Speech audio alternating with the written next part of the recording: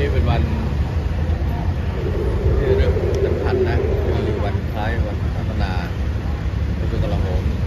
136 ปีนะซึ่งก็แสดงให้เห็นว่ากระทรวงกลาโหมอยู่คู่บ้านคู่เมืองมายาวนานด้วยสถาบันพระมหากษัตริย์นะครับได้ทรงก่อตั้งเอาไว้และเราทุกคนในวันนี้เป็นลูกเป็นหลานก็ต้องช่วยกันรักษาทำลงไว้ซึ่งความเข้มแข็งเกียรติยศเกียรติศักดิ์ของทัพของเราทัพและของกลาโหมก็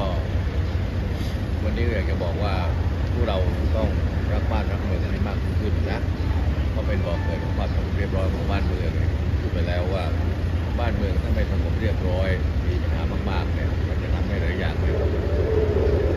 โอกาสของเรามันหายไปทันทีนะในมุมมองของต่างประเทศด้วยอะไรด้วยครับวันนี้ฝากไว้เป็นบทพระราชนิพนธ์ของรัชกาลที่ 6นะถ้าหลายคนคงจำได้ไหมไร้รักไร้ผลจำได้ไหมจำไม่ได้กันหมดแล้ว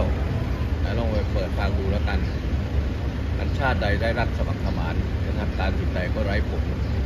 ภายชาติย่อยยับและอับจนประชาชนจะสุขอยู่ได้อย่างไรไม่คิดนะฝากทุกคนด้วยฝากประชาชนช่วยคิดด้วยกันแล้วกันนะเพื่อจะทำให้บ้านเมืองเราเรียบร้อยมากขึ้นทางนี้เพื่อเราได้ก้าวเข้าไปสู่เวทีโลกได้อย่างสมศักดิ์ศรีสง่างามเพราะวันนี้มุมมองต่างๆของหลายประเทศก็ต่างคนต่างมองซึ่งกันและกันแล้วก็ขอให้ติดตามการพัฒนาการทางด้านความมั่นคงของ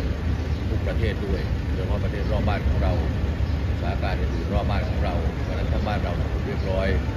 เราก็สามารถที่จะใช้ศักยภาพของเราที่มีแล้วอย่างเต็มที่ในหลายๆมิติด้วยกันทางด้านมิติความมั่นคงสังคมสิ่งแวดล้อมสุขภาพ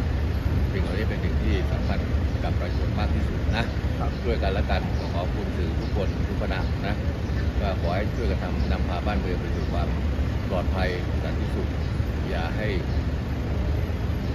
เกิดวิกฤตการณ์อะไรต่างๆที่ทำให้ประเทศชาติเสียหายก็แล้วกันในช่วงนี้และช่วงต่อไปขอบคุณนะจ๊ะสวัสดีจ้ะนายกมองว่ามันมีสัญญาณของความ